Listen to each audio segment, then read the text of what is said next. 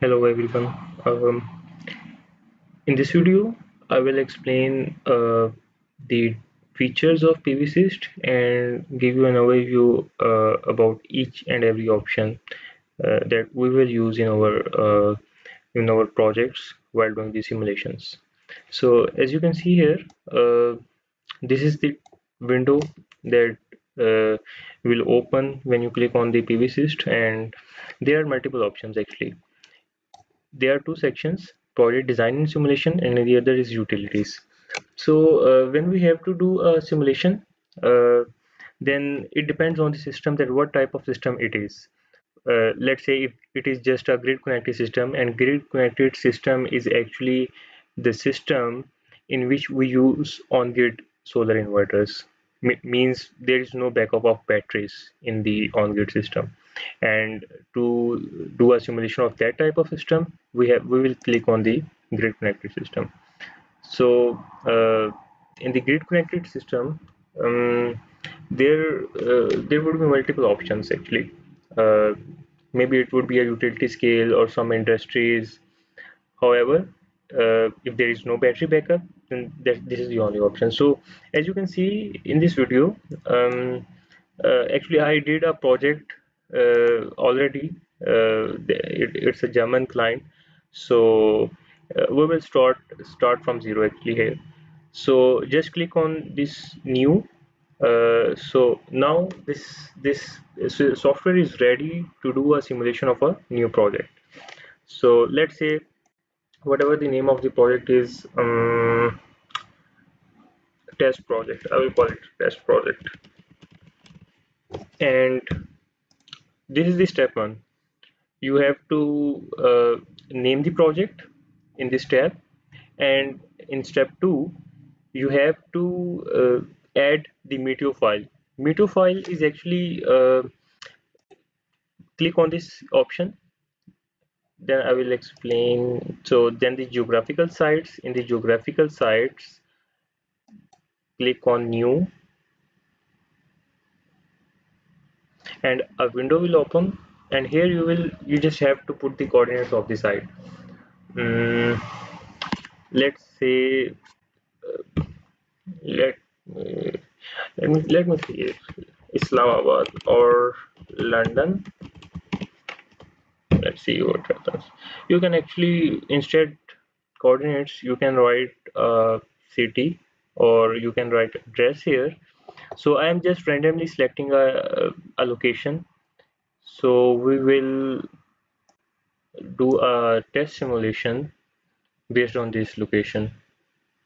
Even I select London, then it will import the coordinates and the metro file of that city. So let's say this is London, and then the second step here is to accept selected points. Click on the accept selected points.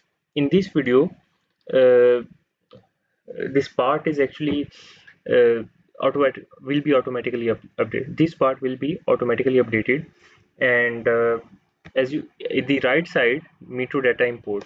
See, in PVsyst there is some built-in meteo files. I mean, meteo norm 8.1, NASA, PVGIS. So I can choose even this and meteo norm or PVGIS. These are I mean, the providers of this data. For example, if I am selecting Meteornom 8.1, then Meteornom 8.1 has actually multiple monitoring sites all across the globe. So they measure the real-time data, and they linked that data with the PVC software. So if I click on Metronom, then obviously I will get that data. However, there are few things that one should know actually. I will explain you in uh, the next step. So now click on the metronome. Even if I let's say I click on the NASA, then it will import the data from NASA database, right?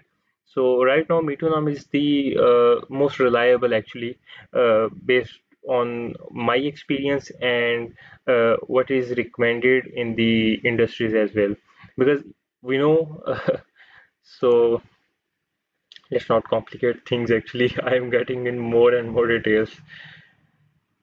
So if you have any question on this thing, you can comment in the comment section. So, okay. So we are going to import this data, and here you can see this is the values. Global horizontal radiation, horizontal diffuse radiation, the temperature. This is the average temperature. Let's say if this is 6.4, then for the month of January, then this is the average temperature for the month of January. Same is the case with wind velocity and relative humidity and all these factors. So simply click on the OK, save this project, and after that it will show multiple tabs. So you just have to save and click on OK, then save and OK, all that stuff. So close, and here you're going to back on the project. And when you come again on this window, uh, you have to save the project first, as it has mentioned here. Please save the project. So let's save the project. And now uh, these are the functions or the parameters that we have to uh, add as per our project design. So first is the orientation. In orientation section, you can see in the field type there are multiple fields. Now what is the meaning of these fields? Fixed tilt plane. Fixed tilt is actually the type of solar projects in which the mounting structure will be fixed, right? It would not move, or it would not have any I think amendment or feature to either move it automatically or manually, right?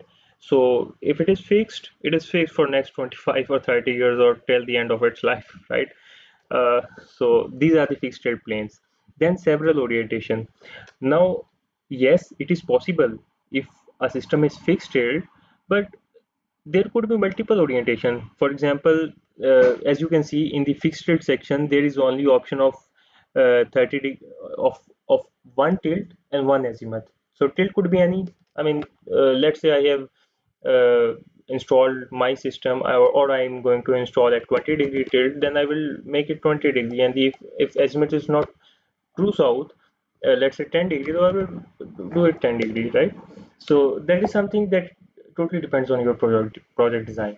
So fixed is this. So if I click on the several orientation, that means I have opportunity to add more orientation, which means let's say I have a 1 megawatt system and 500 megawatt system is installed on 30-degree tilt, and 5 megawatt let's say installed on 15-degree tilt, and the azimuth of half of the system is 0 and the other half is the 45. So this is the flexibility in several orientation. If you have 5 orientation, 10 orientation, so you have to click on the several orientation.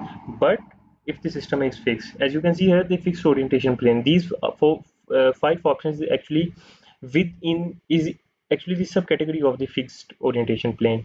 So then the seasonal tilt adjustment or all these things. By the way, this seasonal tilt adjustment unlimited sheds, uh, I mean, rarely used, but then the trackers and all these things you will get to know. Actually, it depends on the type of the system. So after the orientation, let's say currently select fixed tilt. Now I am selecting fixed tilt, and let's say the system tilt is 15 degree, the tilt of the panels actually, and azimuth is 0. So click on the OK. And yes, one more thing, just you have to see that this option is yearly. I mean, I'm considering the yearly optimization, and these two graphs actually shows the yearly average. For example, as you can see here in the plane tilt, so the tilt would be optimum if this blue dot actually comes at the top, right? Uh, so this the top of the curve, the top point of these curves shows the optimum value. So it means if the tilt is 15, then it's not the optimum tilt, right? So make it 20, 30, 35, 40. So here you can see the loss is zero. But obviously we can't install system at 40, right? So we have to compromise somehow, and 1% or 2% is not more actually based on the uh, system cost. So I'm making it 30 right now, uh, and click on the OK. And now the second step would be import horizon. What is horizon? See, when we install a system at uh, at a location, then there would be two type of shading. One shading is actually the near shading, the shading of the trees, buildings, and any obstacle that create a shadow on the panels, right? So this horizon actually used to cater far shading effects. Far shading is actually, uh, let's say, there is a hilly area and the heights of mountains are too much, uh, in hundreds, multiple of hundreds of meters. Then during the sunrise, yes, it is possible that mountains create a hindrance. How? Let's say without the mountains, if you would be able to get the sunlight during the day, during sunrise at 6 a.m., then it might be possible that due to the effect of these mountains, due to the far shading, you will get that amount of energy around 7 a.m., half or maybe an hour later. So that's the impact that we should actually consider for every type of project, even if you know that there is no hilly area, right? To do this, there are two options. Either you can uh, download it from Metronome. Metronomes have a separate software for this, and you can import from there, or you can simply click on PVGIS and import from the web. So this is the most easiest way, and yes, it is reliable actually. Um, so add horizon. See, whenever I close an option, there is a green color here. So there is no color, which means that there is no effect of horizon. Maybe the area is flat, or there is no such thing that create any hindrance during the sunrise or early morning. So now the horizon, and next thing is to define system. Uh, so let's say we have to install a 5 megawatt system. 5 megawatt we are designing for an industry. So first we have to select the panel. Here you will select the brand of the panel. I will select Longi. Longi is my favorite brand. Well, actually, their efficiency is good. Um, so 550 or 545 watt panel. I am selecting this. No, this is bifacial. I will also tell you the how to do the simulation of bifacial systems in next videos. I mean, we will discuss in detail all type of systems, the tracking system, dual axis tracking, bifacials, PV so even the MV termination, 132 kV termination. So there is so much things to do in the PVsyst that I will explain in the next video. So you must stay in touch, subscribe this video, this channel, so all the latest video will get that. So select the panel and then select the brand of the inverter. I'm selecting SunGrow, and the model of inverter I am selecting is 125 kilowatt. Um, okay, so there are two options to do a simulation. One is the number of inverters, and the other option that we have is the number of MPPTs as well. I mean, we can do with both options.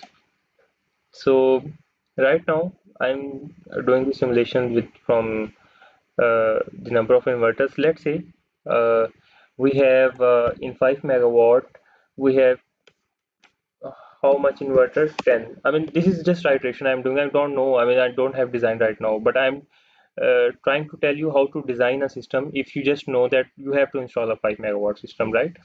So let's say 10 inverters. Here you can see the string or the panels per string should be in between 24 to 27, right?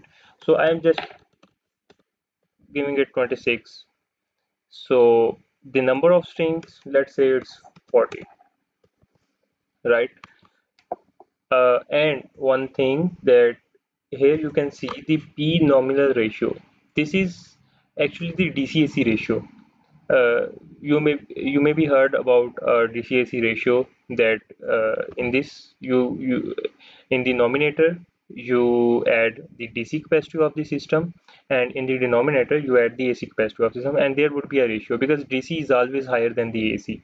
It should not be equal to AC, but somehow it should be higher than AC because there are multiple losses in the DC system. So to get that losses, we keep the size of the DC system uh, around, I think, 10 to 15% higher, right? So and and this ratio ideally should be in between 1 to 1.3 or 1 to 1.4. Should not be more than that because the losses here, let me show you. Let's say I am adding 100 strings, then the DCAC ratio would be 1.12 and the overload loss would be 0.1%. So I still have the opportunity to increase the DCAC ratio and 1.18 and the loss is 0.2. Now in this summary section, here you can see that this nominal PV power actually tells us the DC capacity that I have used 10 inverters, 26 panel per string, and total number of strings is 105. Then my system, the capacity of the DC system is 1474 kilowatt, which is actually 1.4 megawatt, right? And this is the nominal AC capacity, which is 1.25 megawatt. So what we need the DC capacity 1474, and I mean currently it is 1474 and we need 5000, right? So just do some iterations here until this value, this 2808 reaches 5000. So try to add further here. This is 4493. Okay, let me add no iteration. Now I have to reduce somehow. 359, 58, 357, and 356. Okay, so I just want to keep it a bit higher, so I'm just adding 357, right? So I mean 10 or 15 kilowatt is really not an issue in a 5 megawatt project. So this is the DC capacity, and now if there is any red sign in the simulation, which means you can't proceed that simulation. And why it is P nominal ratio is 4.1 and this overload loss is 35.3%? Because I have kept the same number of inverters and keep adding the DC capacity in the system, which means I have 5 megawatt DC system and the AC system is only 1.2 megawatt, right? So that's wrong. So I have to add more inverters. Let's say 20. Right now it is still red, which means I can't proceed the simulation. 25, 30. Yes, now I can do the simulation.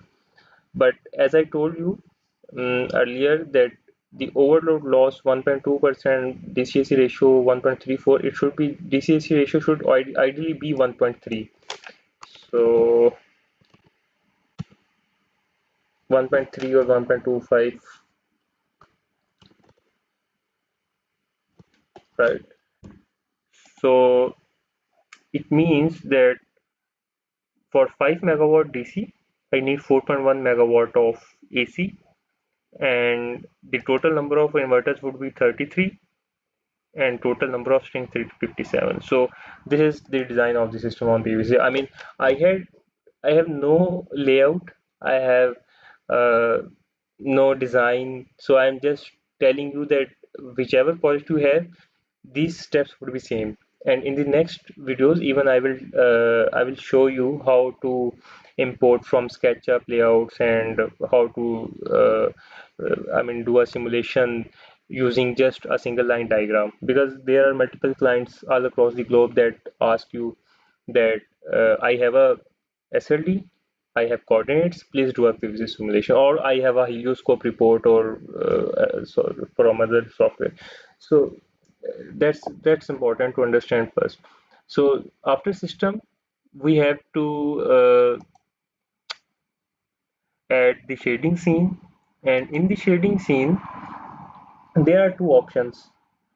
Either we can make a shading scene in the PVsyst itself, or if we have already prepared a layout on an other software like SketchUp, then we can directly import that layout in the PVsyst and perform a shading analysis. Since this is a test project and uh, I don't have to layout sample layout to explain at this point, so I will try to since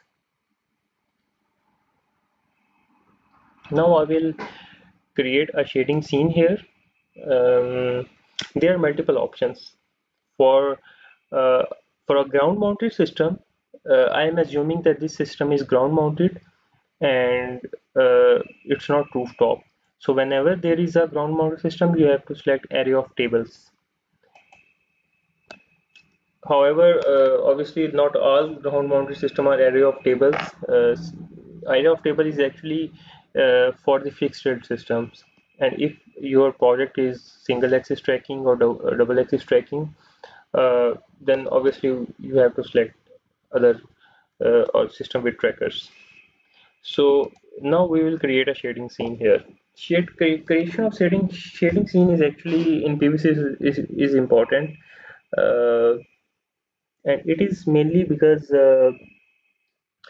this these two values, as you can see, the required area is 23977.75, and right now the area of these three arrays is 78.73 square meter. So the objective should be to that total area and the required area should be equal. And if to make it equal, let's say first, if the orientation of the panels is landscape, then you will select landscape here, and if the orientation is portrait, then you will select the portrait here. See, that's the difference. So I am selecting the landscape orientation, and then this is x and y value. X is basically the panels in the horizontal direction, and y is the panel in the vertical direction.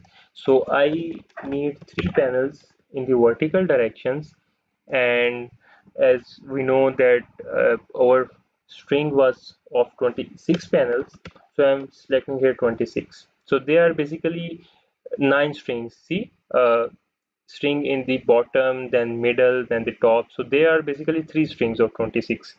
Same is the case with this array, and same is the case of this array. So now this is 205, and shed area is 616, table area is 205. So now this shed area should be equal to 23977. And the other thing here, we have to add the pitch. Pitch is actually the this distance. Let me show you. From start of first panel to the start of second, I mean the first panel of first array and the first panel of second array. So this distance is pitch. So I am selecting ideally you can find a pitch using SketchUp software.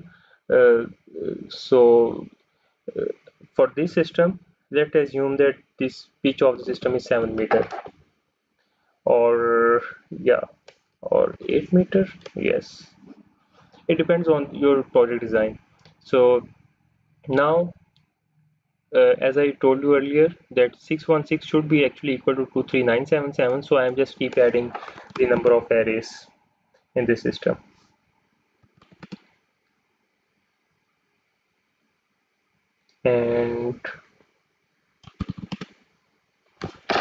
And if let's say there is a long array, you can even expand it horizontally. Like let's make it 50. This is 10,000, and what I will do here, I will, instead of 26, I will do here 52. Yeah, yes, 52. So now even I can add some more arrays here. 55, 56. Yeah. So now this is done. Uh, I mean, this, although it should not be actually 100% equal, there could be a plus minus, so that's not an issue. Click on OK, and this is the shading scene. Now close the shading scene and click on the table. Uh, so it will automatically calculate the shading. And the next step is the detail losses. Sorry. Yes, detail losses. So in the thermal parameter, there are three options. What it means actually, the constant loss factor, what it tells us. It tells us that how much heat of the solar panel the passing air would absorb.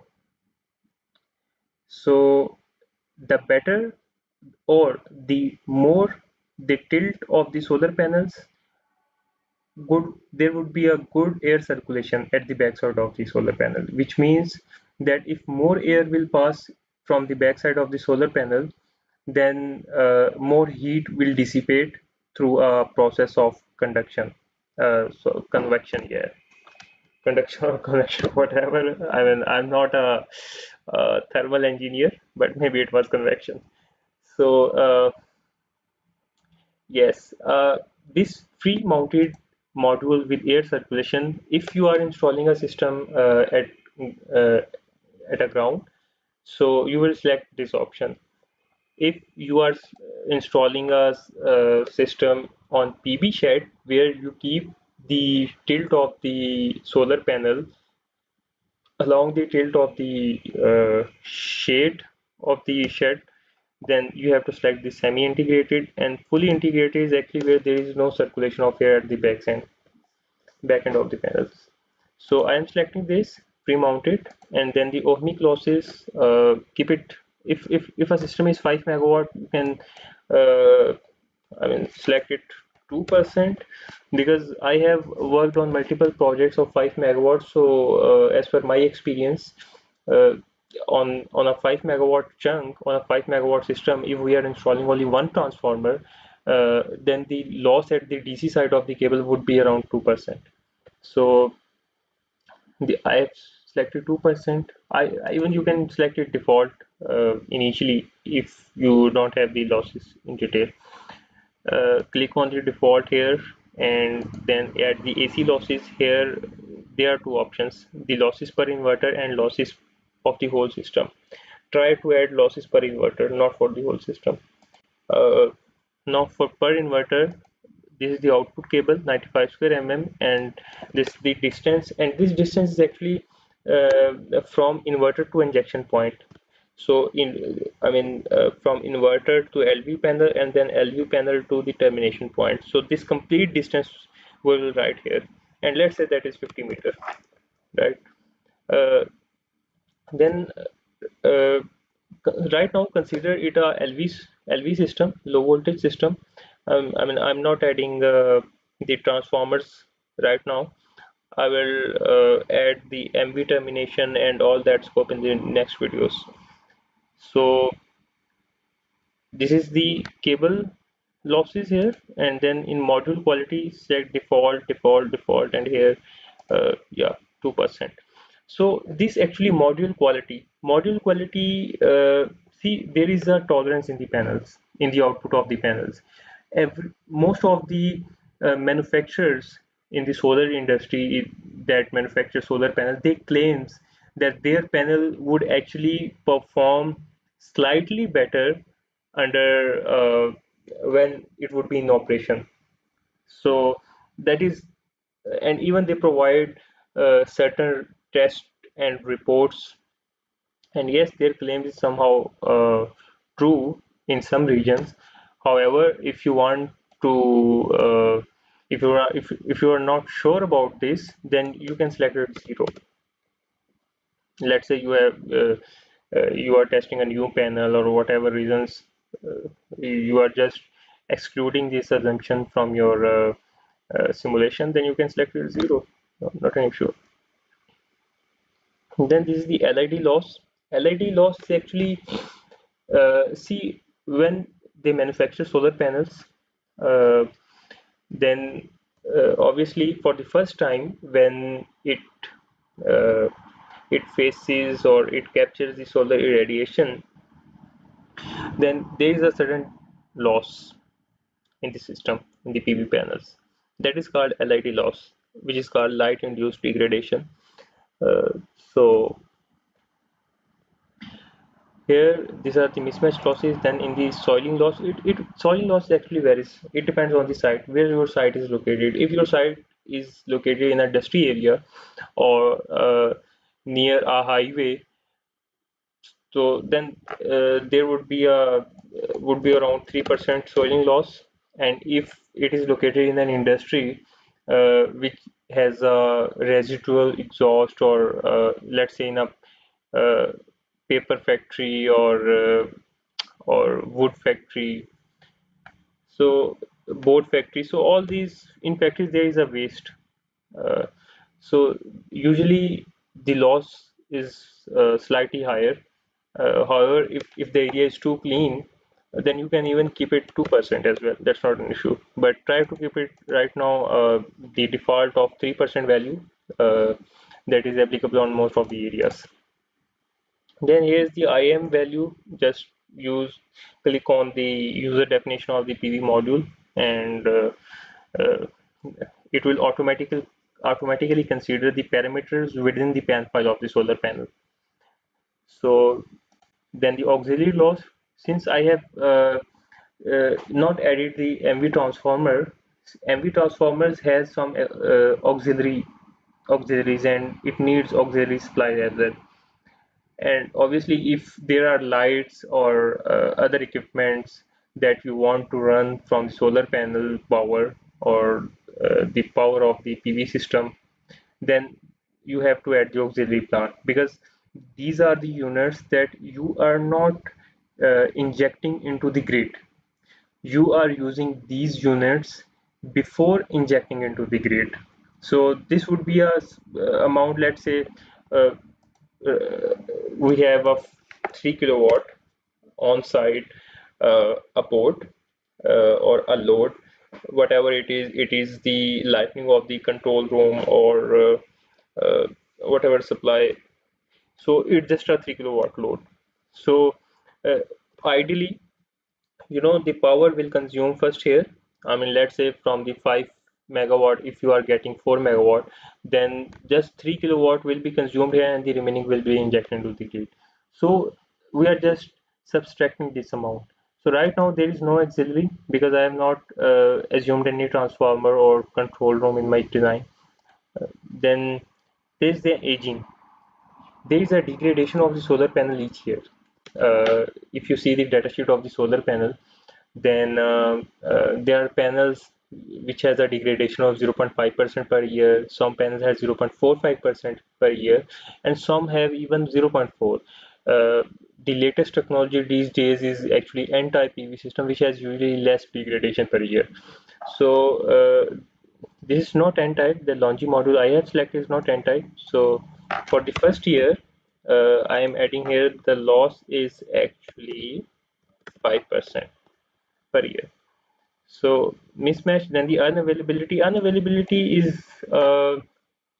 is when the system would remain unavailable due to any fault in the system. Let's say there is uh, there's rain and short circuit happens, then obviously our system would not be available.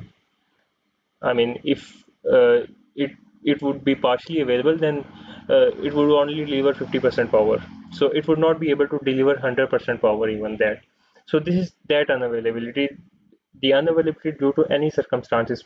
It may be short circuit uh, or any fire incident at the site or anything else. Right. So, like the spectral calculation, you don't need to add spectral correction right now in the simulations. It doesn't matter actually. So now, since we have added orientation, horizon, system, near shading, detail losses, now we can run the simulation. So this is the simulation, and now I will explain one more point here. Just save it right now. Okay. When you do a simulation, there's after simulation you have to click on the energy management, because there are many clients who ask that what are the P50 numbers and what are the P90 numbers. So P50 number is actually P50 is actually the probability, right? That if let's say P50 number is 4706 megawatt hour, then it means that there is 50% chances that this 5 megawatt system will generate 4706 megawatt hour per year. And P90 means there is 90% probability that this system will generate 4270 megawatt hour. So as you can see here, the P50 number is more and P90 number is less.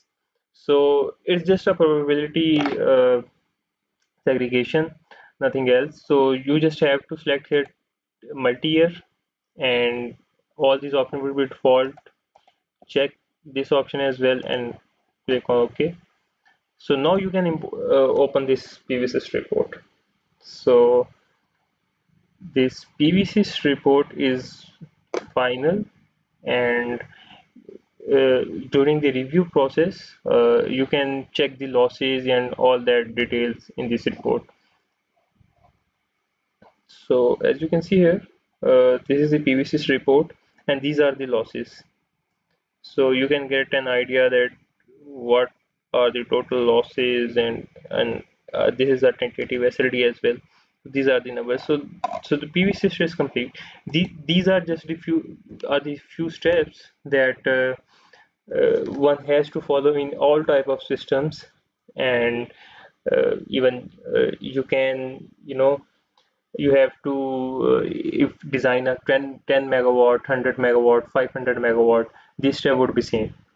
And in the next video, I will explain that how these large scale projects will be modeled in the PVsyst, and how we will import the data from other softwares in the PVsyst, and even the hourly generation, hourly demand, and what are the excess generation, and all that things could be done in the PVsyst. Actually, even the financial modeling and storage consumptions, all that things. So in this software, I will actually I have also a 5 year experience, more than 5 year of experience providing services to all I mean Europe, US, Australia, in most of the countries, right? So I also have certain certification of the PVCs. So uh, this is totally free. So after learning this PVCs from these videos, you will be able to sell your services, or you can do any simulation of any project, right? It's totally, I mean, I'm not taking any charges for this video. So you have to subscribe this and just continuously regularly watch these videos. These are really important if you really want to work in the renewable energy sector. You must know that what PVsyst is.